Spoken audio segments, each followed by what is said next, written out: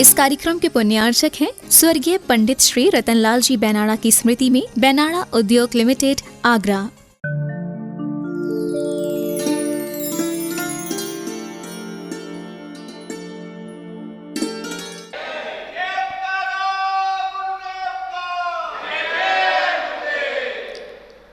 एक लंबे अंतराल के पश्चात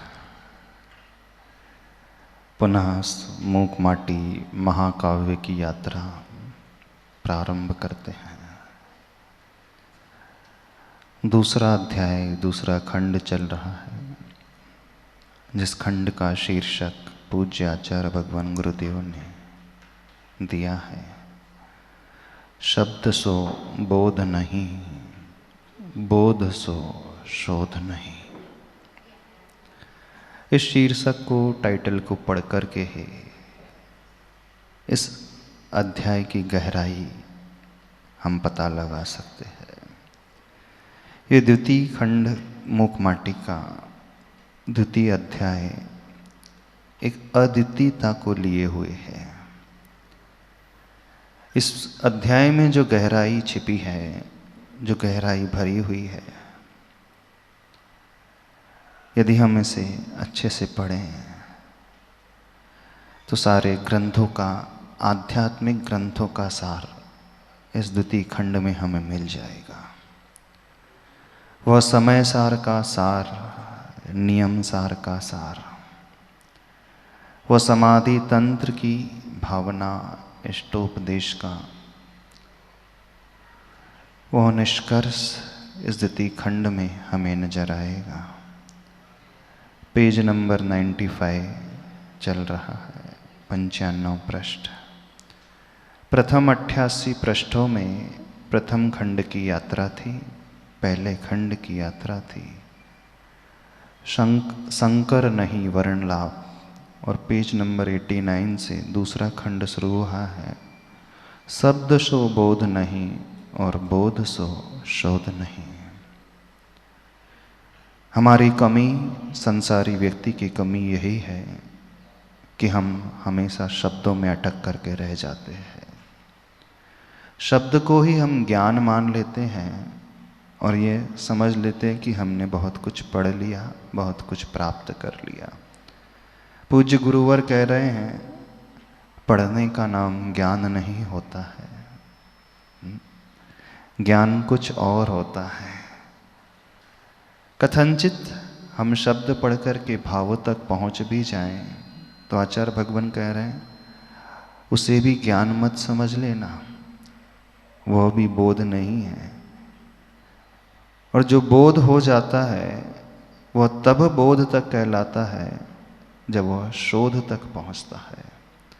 यानी जो भाव हम समझ लेते हैं वह भाव हमारी बुद्धि का विषय है, लेकिन शोध हमारे आचरण का विषय होता है। एक बहुत अच्छा प्रश्न खड़ा होता है, दर्शन और धर्म में क्या अंतर होता है? फिलॉसफी दर्शन कहलाती है। प्राय व्यक्ति दर्शन और धर्म को एक ही समझता है, लेकिन दोनों एक चीज नहीं होती है। दर्शन जानना होता है, कार्य कारण की व्यवस्था जहाँ होती है, इस कारण से यह कार्य की प्राप्ति होती है, दर्शन कहलाता है। एग्जाम्पल के लिए, सम्यक दर्शन ज्ञान चारित्राणि मोक्ष मार्ग तत्वार सूत्र का प्रथम सूत्र है। ये हम पढ़ लेते हैं और पढ़ कर के यह अर्थ हम समझ लेते हैं कि जो व्यक्ति सच्चा श्रद्धानी होता है, समीचीन ज्ञानी होता है और चारित्र को अंगीकार करता है तो वो मोक्ष मार्गी माना जाता है। ये दर्शन का विषय हुआ। लेकिन जब आचार्य भगवान कह रहे हैं हमें शोध करना है, तो शोध जो होता है वह धर्म का विषय होता है। उस सम्यक दर्शन, सम्यक ज्ञान, सम्यक चारित्र को जान करके जब हम उसे आचरण का अंग बना लेते हैं तो वह धर्म कहलाता है। धर्म ही शोध कहलाता है। धरती इति धर्म, जो धारण किया जाए वो धर्म कहलाता है, जो आचरण में लाया जाए वो धर्म कहलाता है, और वही वास्तविक शोध होता है, खोज होती है। तो हमारी बुद्धि जो है ज्ञान को तो प्राप्त कर लेती है, हम दर्शन को समझ जाते हैं। सभी लोग जैन दर्शन क्या होता है यह जानते हैं। 5 पाप नहीं करना चाहिए यह मानते भी हैं, जानते भी हो, मानते भी हो ना। विषय कषायों से ऊपर उठा होना चाहिए, व्यक्ति का आचरण ऐसा होना चाहिए, ये समझते भी हैं। लेकिन जानने के पश्चात, मानने के पश्चात, समझने के पश्चात भी अधिकांश लोग उसे आचरण में नहीं उतारते हैं। तो प्राय व्यक्ति धर्म को दर्शन का विषय बना करके ही चलते हैं, आचरण का विषय नहीं बना करके चलते हैं। तो इस द्वितीय खंड में आचार्य भगवान हमें जो समझाना चाह रहे हैं, जानते हो क्या समझाना चाह रहे हैं? जो आज तक हमने बोध का विषय बनाया है उसे हम शोध का विषय बनाएं। जो इस मूक माटी में हम पढ़ रहे हैं, पढ़ने जा रहे हैं, उसे हम अपने आचरण में उतारने की कोशिश करें। शास्त्रों में जो हम स्वाध्याय करते हैं, अध्ययन करते हैं, शास्त्रों की गाथाओं को, उनके सूत्रों को पढ़ करके उसके अर्थ को समझ लेते हैं, अथवा हिंदी में पूजा स्तुति आदि पढ़ लेते हैं, वे सारी की सारी हमारे दर्शन के विषय हैं, हमारे धर्म के विषय नहीं बन पाते हैं। तो एक पुरुषार्थ सभी लोग करें, जो हमने अपनी बुद्धि का, दिमाग का अथवा दर्शन का विषय बनाया है उसे हम थोड़ा सा नीचे खींच कर लेकर के आएँ, अपने हृदय तक आचरण का विषय बनाए। तो जैसे ही वो आचरण का विषय बन जाएगा, हमारी शोध की यात्रा शुरू हो जाएगी। थोड़ा कठिन होता है ना? बहुत कठिन होता है। वो बोल रहे थोड़ा नहीं, बहुत कठिन होता है। हाँ, धर्म तो कठिन होता है, दर्शन सरल होता है। कॉर्डलिक से बोलो, आवाज नहीं आ रही है, समझो इस बात को, तरता है। धर्म में, अथवा यूं कहें, धर्म का आचरण करने के लिए इतना बोध, इतना ज्ञान अवश्य होना चाहिए, क्या कार्य करने से कैसा होता है। वो रास्ते का जो ज्ञान है उसे ऐसे समझ लें, रास्ते की जानकारी नेविगेशन सिस्टम से आप लोग प्राप्त कर लेते हैं, नक्शा देख लेते हैं, दूरी पता कर लेते हैं, दिशा का ज्ञान आपको हो जाता है। ये सब दर्शन का विषय है। लेकिन जिस रास्ते को जान करके जब चलना शुरू कर देते हैं, वो धर्म का विषय होता है। प्राय व्यक्ति धार्मिक क्षेत्र में सिर्फ अपनी बुद्धि को बहुत बढ़ा करके चलता है और मान लेता है कि मैंने बहुत कुछ कर लिया। ऐसी मानते हो ना, तो आप लोग धार्मिक हो ना? तथाकथित नहीं, तथाकथित धार्मिक कहते हैं सभी लोग अपने, सो कॉल्ड धार्मिक। हाँ, जो होते तो नहीं हैं लेकिन समझते हैं कि हम बहुत बड़े हैं। अब क्या हो? हाँ, किसके लिए क्या करना चाहिए? धार्मिक होने के लिए और कुछ नहीं करना है। जो बुद्धि में भरा है उसे हृदय में ला लो, और कुछ नहीं करना है। ज़्यादा कठिन नहीं है। हाँ, जो व्यक्ति संकल्प ले लेता है, ठान लेता है, दृढ़ निश्चय कर लेता है, वह उसे आचरण में अवश्य उतार लेता है। बिना संकल्प के, बिना दृढ़ता के हम धार्मिक नहीं हो सकते, हम आचरण का विषय नहीं बना सकते। थोड़ा सा एक संकल्प लेना जीवन में सीखो। चलिए, तो जो यात्रा चल रही थी उस मूक माटी की, वह शिल्पी माटी को फुला रहा था। शिल्पी के भीतर एक भाव जाग रहा था कि उसकी चिकनाहट को पूर्णता की प्राप्ति कराना है, उसे तपाना होगा, तब कहीं वो घड़े का रूप धारण करेगा। अब उसी वर्णन को यहाँ पर आगे कहा जा रहा है। जल धारण की क्षमता, पेज नंबर 95 में, जल धारण की क्षमता कब उभरेगी इसमें? जब माटी में चिकनाहट की प्रगति हो और अनल का पान करेगी। माटी की चिकनाहट को अपनी चूली का तक पहुँचाने शिल्पी का आना हो रहा है। अभी तक जो हमने पढ़ा, माटी के भीतर रहने वाली विकृतियां दूर हो गई छानने आदि के माध्यम से। माटी पूर्ण चिकनी हो गई है, उसने जल मिलाकर के फुला भी लिया है। अब वह चिंतन कर रहा है शिल्पी, यदि इसकी चिकनाहट को अपनी चूली का तक पहुंचाना है तो कैसे संभव होगा? अनल के पान करने से। अनल का अर्थ होता है अग्नि के पान करने से। अग्नि में तपाने से ही माटी की आर्द्रता दूर होगी और वह एक पक्के रूप को धारण करेगी। तो शिल्पी का आना हो रहा है। प्रभात की पावन बेला में माटी के हर्ष का पार नहीं, और वहीं पर पड़ा पड़ा इस दृश्य का दर्शन करता एक कांटा, निशा के आंचल में से झांकता चकित चोर सा। प्रातःकाल की बेला है, शिल्पी आ रहा है।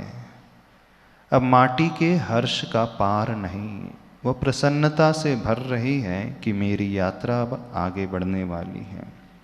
लेकिन माटी में ही छिपा हुआ एक कांटा था, पड़ा पड़ा इस दृश्य का दर्शन कर रहा था वो कांटा, निशा के आंचल में से झांकता चकित चोर सा। बहुत सुंदर उपमा आचार्य भगवान दे रहे हैं। निशा का अर्थ होता है रात्रि। जैसे किसी रात्रि की अंधकार से, अंधकार में रहने वाला वह चोर जब अपने कार्य के लिए निकलता है, चोरी करने के लिए, तो बहुत सजग होकर के धीरे धीरे कदम बढ़ाता है। बहुत तीव्र गति से नहीं, चुपचाप देखते हुए रास्ते को, राहगीर को देखते हुए कहीं कोई है तो नहीं। इस प्रकार से वो कदम बढ़ाता है, अपनी यात्रा आगे करता है। ठीक वैसी ही उपमा आचार्य भगवान दे रहे हैं उस निशा के आंचल में से। यानी रात्रि रूपी वह स्त्री है, उसके आंचल में से एक कांटा झांक रहा है। कैसे झांक रहा है? कैसे बाहर इस दुनिया को देख रहा है? जैसे वह चकित चोर झांकता है अपनी यात्रा को आगे बढ़ाने के लिए। माटी खोदने के अवसर पर कुदाली की मार खाकर जिसका सर अध फटा है, जिसका कर अध कटा है, दुबली पतली सी कमर कटी थी उसकी, वही अब और कटी है। जिधर की टांग टूटी है, उधर की ही आंख फूटी है। बहुत अच्छा हास्य रूप में वर्णन हो रहा है, कविता के रूप में, पर यहाँ पर थोड़ा सा करुणा का भी दृश्य आ रहा है। अलंकार कौन सा है? बाजू में कवि महोदय बैठे हैं, वो बता देंगे कौन सा अलंकार है। अच्छा अच्छा, हाँ। जो माटी को खोद रहा था वह शिल्पी, माटी खोदने के अवसर पर कुदाली की मार खाकर, किसने कुदाली की मार खाई थी? उस कांटे ने। कांटे की स्थिति का वर्णन कर रहे हैं आचार्य भगवान। जिसका सर अध फटा है, यानी कुदाली की मार उस कांटे के सिर पे लगी तो वो कांटा दो भागों में जैसा विभाजित हो गया है। जिसका कर अध कटा है, कर का अर्थ होता है हाथ, हाथ उसका कटा हुआ है आधा सा। दुबली पतली सी कमर कटी थी उसकी, उसकी कमर कैसी थी? है तो कांटा, पर पूरे शरीर का वर्णन कर रहे हैं कांटे की आकृति का। दुबली पतली सी कमर कटी थी उसकी, बहुत दुबली काया वाला, कमर वाला, वही अब और कटी है। ऊपर जो कटी लिखा है उसका अर्थ कमर है। कहा जाता है ना मुहावरे में, कटी अथवा कमर कस लो। इसमें ह्रस्व इकार है, कटी का अर्थ यहाँ पे छोटी ई की मात्रा है, तो वो कटी यानी कमर के रूप में। तो दुबली पतली सी कमर कटी थी उसकी, वही अब और कटी है। कटी से अब दूसरा कटी का क्या अर्थ है? कि वह और कट चुकी है। जिधर की टांग टूटी है, उधर की ही आंख फूटी है। जिस पैर में क्षति हुई थी उसी साइड की उसकी आंख भी फूट गई है। कैसे फूट गई है? वो शिल्पी के द्वारा जो कुदाली का प्रयोग किया गया था उसी के माध्यम से। और चपला अबला उम्र पर भी असर पड़ा है मार का, लगभग वह भी घटी है। कैसी उम्र है? चपला है, अबला है, यानी उम्र का अर्थ है आयु। आयु कैसी होती है? सबकी आयु कैसी होती है? बहुत चपल। चपल मतलब अस्थिर, स्थिर नहीं। कोई नहीं जानता कब हमारी आयु के निशान खिर जाएं। कहने को तो बहुत होती है आयु, लेकिन चपल इसलिए कि हर व्यक्ति अपनी पूरी आयु तक जी नहीं पाता है। उससे पहले ही अकाल में ही काल का वह ग्रास हो जाता है, अकाल में ही उसका मरण हो जाता है। तो चपला अबला उम्र पर भी, अबला वो है जिसके पास शक्ति नहीं होती है, बल से जो हीन होती है। स्त्री के लिए अबला शब्द का प्रयोग किया जाता है। तो आयु भी चपल है और अबल है, अबला है। पूरी आयु तक वह जीव जी नहीं पाता। तो असर पड़ा है मार का, लगभग वह भी घटी है। उस कुदाली की मार का असर उसकी उम्र पर भी पड़ा है। अब जब शरीर क्षत विक्षत हो जाएगा, हाथ पैर टूट जाएंगे, खून का रिसाव हो जाएगा, तो व्यक्ति पूरी आयु नहीं जी पाएगा। तो उसी का वर्णन, उस कांटे के शरीर का वर्णन आचार्य भगवान कर रहे हैं। कहाँ तक कहें कांटे की कटीली काया, दिखती अब अटपटी सी है।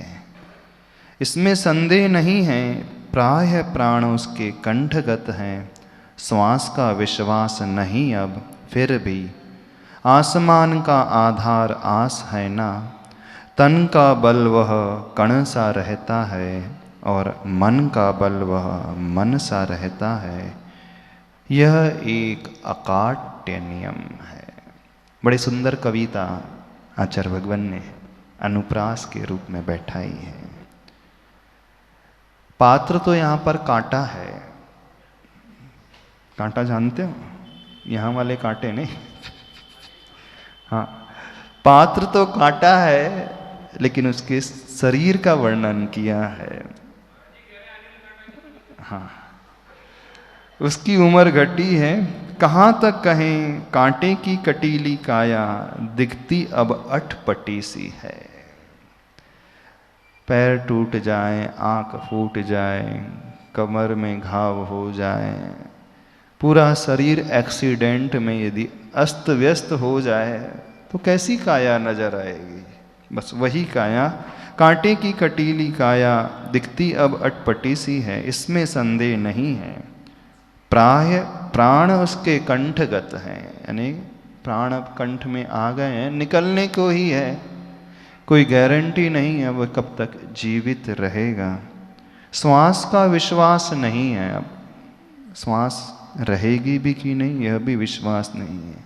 अब यहाँ पर मुख्य विषय आ रहा है जो हमारे समझने के योग्य है। फिर भी आसमान का आधार आस है ना, तन का बल वह कण सा रहता है, और मन का बल वह मन सा रहता है। यह एक अकाट्य नियम है। भले ही श्वास निकलने को है, कंठगत प्राण है, लेकिन एक आशा बनी हुई है। होती है ना, सबकी एक आशा रहती है। भले ही शरीर क्षीण भी क्यों ना हो जाए, वो 10 साल बिस्तर पे ही क्यों ना पड़ा रहे, एक्सीडेंट ही क्यों ना हो जाए, रक्त का स्राव भी बहुत ज़्यादा क्यों ना हो जाए, व्यक्ति को भी विश्वास रहता है, एक आशा है कि नहीं अभी तो मैं जीऊंगा। शक्ति नहीं है शरीर में, बल नहीं है शरीर में, लेकिन आशा है। तो किस बात की बात की जा रही है? तन का बल वह कण सा रहता है, और मन का बल वह मन सा रहता है। यह एक अकाट्य नियम है। हम सब आपके शरीर की शक्ति ज़्यादा नहीं होती है। शक्ति यदि किसी की होती है तो मन की शक्ति होती है।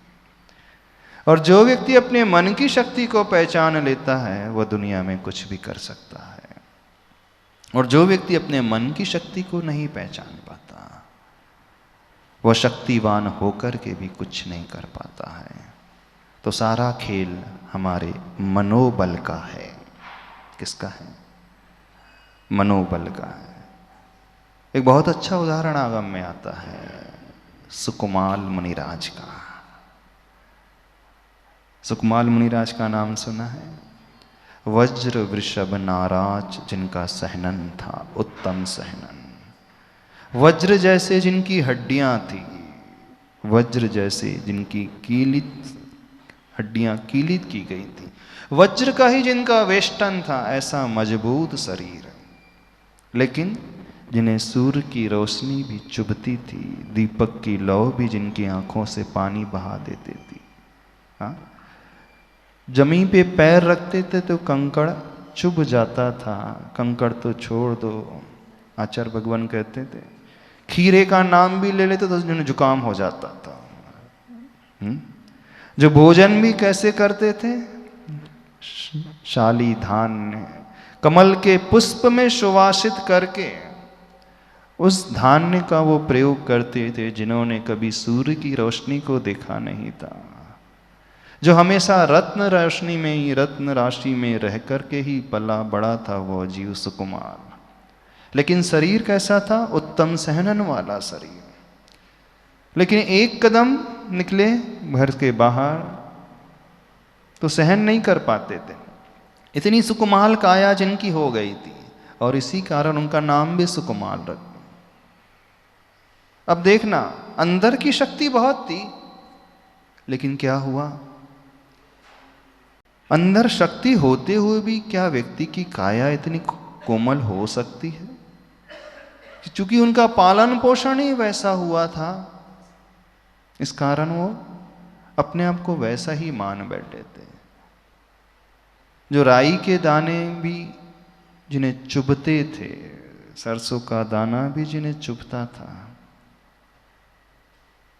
उस समय तक जब तक वो घर में रहे अपने मनोबल को नहीं पहचान पाए। और जिस दिन अपने पिता के दर्शन किए मुनि अवस्था में, पिता की वाणी सुनी, बस कथा आपको पता है, हम ज़्यादा कथा का विस्तार नहीं करेंगे। और वे घर के उस महल से पत्नी की साड़ी बांध करके उतर गए और नंगे पांव पिता की ओर बढ़ने लगे। नंगे पांव क्या बढ़े, जहाँ जहाँ कदम रखते थे वहीं खून के निशान छूटते चले गए। दीक्षा लेकर के तपस्या करने बैठ गए और खून की गंध को पाकर के स्यालिनी दो बच्चों के साथ पीछे पीछे आ गई और बैठे हैं मुनिराज सुकुमाल मुनि ध्यान में, और वो उनकी जंघाओं को नोच नोच करके खा रही। पढ़ी है ना कथा सबने, सुकुमाल मुनिराज। अब जो सुकुमाल घर में दीपक की लौ को नहीं देख सकते थे, वही सुकुमार ध्यान से डिगे नहीं, जबकि स्यालिनी अपने युगल बच्चों सहित उनके पैर के मांस को नोच नोच करके खा रही, फिर भी डिगे नहीं। क्या हो गया? ऐसा क्या परिवर्तन आ गया उनके भीतर? शारीरिक शक्ति पहले भी वही थी, शारीरिक शक्ति अब भी वही है, लेकिन पहले वो उसे सहन नहीं कर पाते, थोड़ी प्रतिकूलता भी नहीं झेल पाते थे, और अब वो जीव उनके मांस को खा रही है, फिर भी वो डिग नहीं रहे। समझ रहे हो कि नहीं? तो जब तक हम अपने मन के बल को नहीं पहचानेंगे, सब कुछ हमारे भीतर होते हुए भी हम कुछ नहीं कर पाते हैं। सुकुमाल भी जब तक अपनी शक्ति को नहीं पहचान पाए, ऐसे ही सुकुमाल बन करके रहे। लेकिन जब उन्होंने ठान लिया, अपनी शक्ति को पहचान लिया, मनोबल को जागृत कर लिया, तो भीषण उपसर्ग होता रहा। उससे ज़्यादा भयंकर उपसर्ग कुछ नहीं हो सकता। हो सकता? नहीं हो सकता। हम तो एक मच्छर में हिल जाते हैं, ध्यान कर रहे हो, सामायिक कर रहे हो, क्या होता है एक मच्छर काटता है तो व्यक्ति उसे भगाने के लिए तत्पर हो जाता है, हाथ पैर हिलाने लगता है। और वहाँ कहाँ लोमड़ी अथवा वह स्यालनी उनके पैरों का भक्षण कर रही है, फिर भी वो आसन से डिग नहीं रहे। ये होता है मनोबल का चमत्कार। समझ रहे हैं? ये होता है आत्मविश्वास का चमत्कार।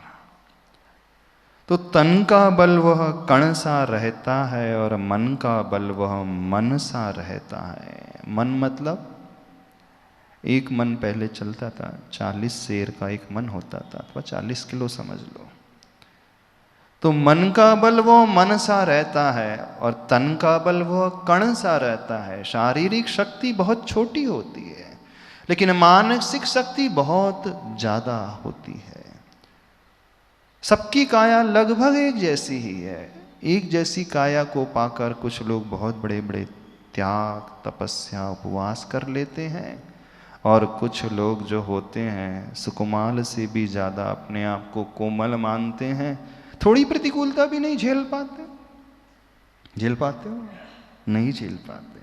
जीवन में कुछ त्याग, तपस्या भी नहीं कर पाते, थोड़ी सी प्यास नहीं सहन कर पाते, थोड़ी सी भूख नहीं सहन कर पाते, कहते हैं कि हमें चक्कर आ जाएगा, बीपी लो हो जाएगा, हम कुछ कर नहीं पाएंगे।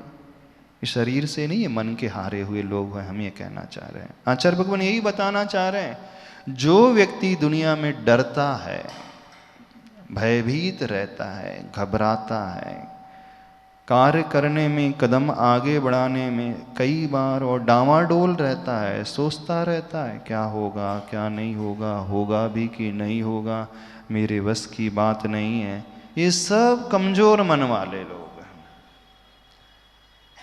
शारीरिक बल बहुत होता है उनके पास, ऐसा नहीं होता है।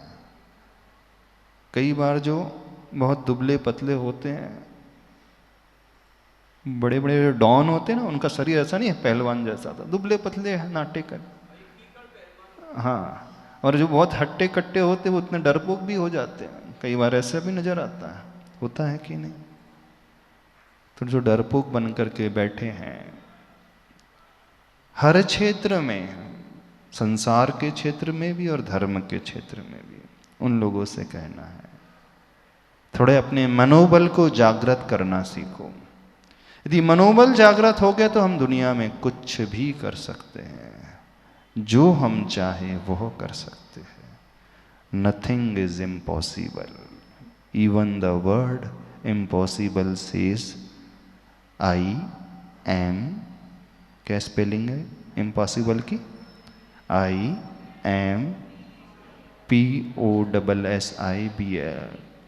means even the word impossible says I am possible। तो इम्पॉसिबल भी वो पॉसिबल हो जाता है किनके लिए? जिनका मनोबल मजबूत हो जाता है। तन का बल तो कण सा रहता है, बहुत छोटा रहता है। तो जो लोग भी डरते हैं जीवन में कुछ करने के से कि हम नहीं कर पाएंगे, तो खासकर उन लोगों से कहना है अपने मनोबल को जगाना सीखो, उन सुकुमाल मुनिराज की भांति। जब तक उनका मनोबल नहीं जागा था कुछ नहीं कर पाते थे, जिस दिन जागा सब कुछ कर गए। शरीर पहले भी वही था, शरीर पहले बाद में भी वैसा ही था। सैनन पहले से ही वज्र विषम नाराज था, इस बात को समझना। ऐसा नहीं है कि दीक्षा लेने के बाद उनका वज्र विषम नाराज सैनन हो गया। शक्ति पहले भी थी, लेकिन सोई हुई शक्ति थी। और जब तक हमारी शक्ति सोई रहती है, हम मनोबल वाले होकर के भी कुछ नहीं कर पाते। तो जीवन में कुछ करना है तो अपने मनोबल को जगाना सीखो, अपने मन से उस भय को दूर करना सीखो। ये होता है मनोबल का चमत्कार, आत्मविश्वास का चमत्कार। उसी बात को आचार्य भगवान कह रहे हैं, तन का बल वह कण सा रहता है और मन का बल वह मन सा रहता है।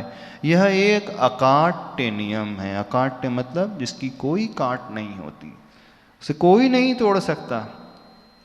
तो अपने मन बल को हम पहचाने, आखिर मनोबल वाले होकर के भी क्यों कायर की भांति हम डरते रहते हैं। महाराज जी, मन की तो तन की शक्ति के अनुसार मन की शक्ति बनानी चाहिए, या नहीं, तन कमजोर हो और मन भर का तन हो? तन की शक्ति से मन की शक्ति नहीं, मन की शक्ति से तन की शक्ति। जो मनोबल मजबूत वाला होता है वो बीमार भी कम पड़ता है, देखना। जिसका मनोबल कमजोर होता है वो बहुत जल्दी शारीरिक रूप से भी बीमार पड़ जाता है। यदि कथनचित बीमार भी पड़ जाए तो अपने मनोबल से वो जीत लेता है, जल्दी स्वस्थ भी हो जाता है। और मनोबल कमजोर हो तो दवाई खाते रहता है, फिर भी ठीक नहीं होता है। तो शारीरिक बीमारी बाद में पैदा होती है, मानसिक बीमारी पहले पैदा होती है। पहले मन हमारा कमजोर होता है, फिर वही कमजोर मानसिकता हमें शारीरिक रूप से बीमार करती है। ये तो मेडिकल साइंस भी कहता है, आयुर्वेद भी कहता है।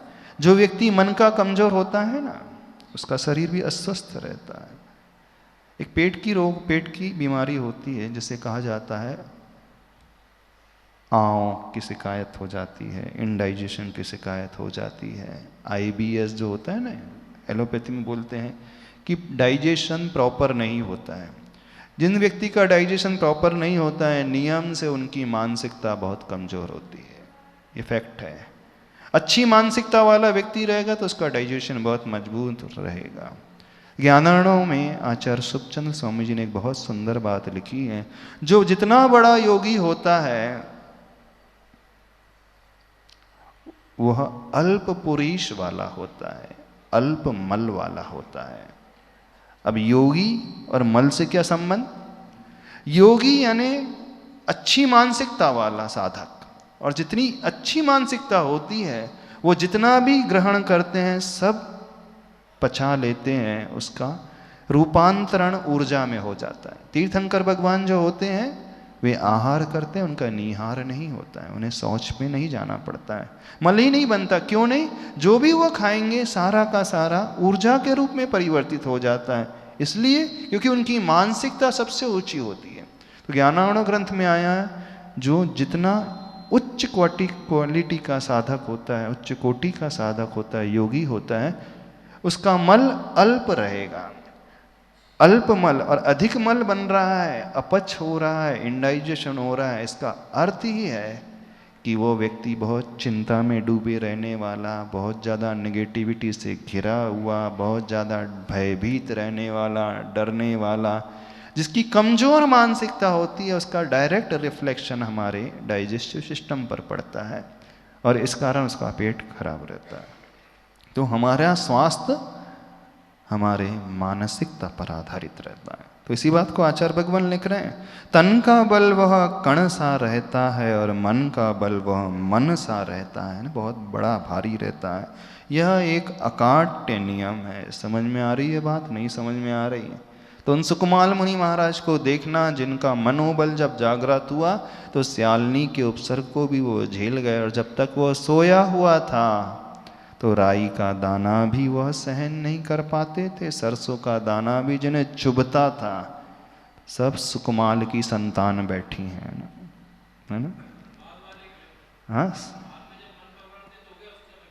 उस समय की नहीं, मनोबल कमजोर लेकर के बैठे हैं। शक्ति तो बहुत है भीतर, लेकिन सोई हुई शक्ति प्रायः सभी लोगों की होती है। तो अपनी शक्ति को जगाना सीखो, पहचानना सीखो। पहचान लोगे, हाँ? उसी से शारीरिक स्वास्थ्य को भी हम पाएंगे, उसी से हम धार्मिक क्षेत्र में भी बहुत निर्विकल्प रहेंगे।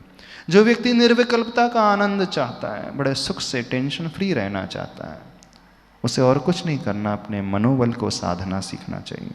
चले आगे आगे बढ़े, पेज नंबर 96 में। हाँ, यही यहाँ पर घट रहा है। कंटक का तन तो सो पूर्णतः ज्वर से घिरा है, फिर भी मिट नहीं रहा, वह जी रहा है, और उसका मन मधुर ज्वार से भरा रस पी रहा वह। इस पर किसका चित्त वह चकित नहीं होगा, इस विस्मय का कारण भी सुनो। मन को छल का संबल मिला है, स्वभाव से ही मन चंचल होता है तथापि।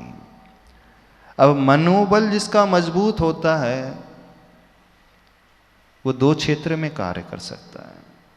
यदि कल्याण की दृष्टि में आगे बढ़ाए कदम तो बहुत ऊंचा भी उठ सकता है, और मनोबल मजबूत व्यक्ति जब गलत काम करने को तत्पर हो जाता है तो वह आतंकवादी भी बन जाता है। समझना, बड़ा डकैत भी बन जाता है, बड़ा गुंडा भी बन सकता है, बड़ा पापी भी बन सकता है। तो जितने भी बड़े लोग होते हैं किसी भी क्षेत्र में, चाहे धर्म के क्षेत्र हो या संसार के क्षेत्र की बात हो, एक कॉमन चीज अवश्य होगी उनमें, मजबूत मनोबल के वो धारण करने वालों। कि पाप करने के लिए भी मजबूत मनोबल चाहिए? नहीं चाहिए। डकैती करने के लिए भी, किसी का सर कलम करने के लिए भी, किसी को मारने के लिए भी, हिंसा करने के लिए भी कमजोर व्यक्ति, कायर मनोबल वाला व्यक्ति जो है नहीं कर सकता। तो हर चीज के 2 पहलू हैं।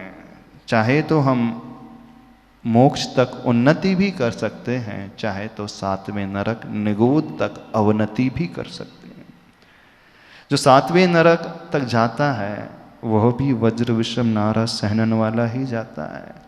उससे कम सहनन वाला 7वें नरक भी नहीं जाएगा, 7वीं पृथ्वी नहीं जाएगा। मोक्ष भी जाने वाला वज्र विषम नारा सहननधारी ही होता है।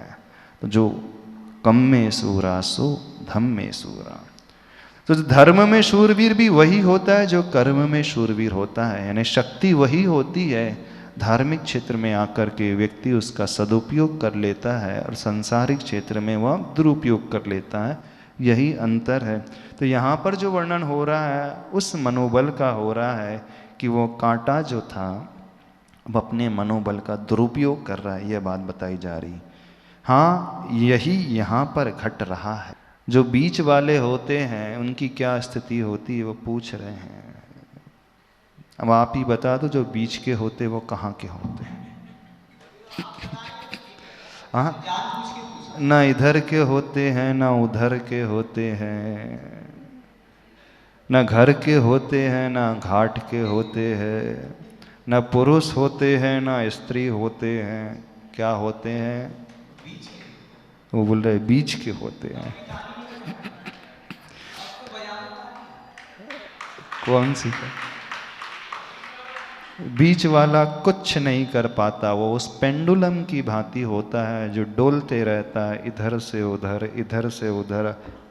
पेंडुलम सारी जिंदगी चलता है लेकिन पहुंचता कहीं नहीं।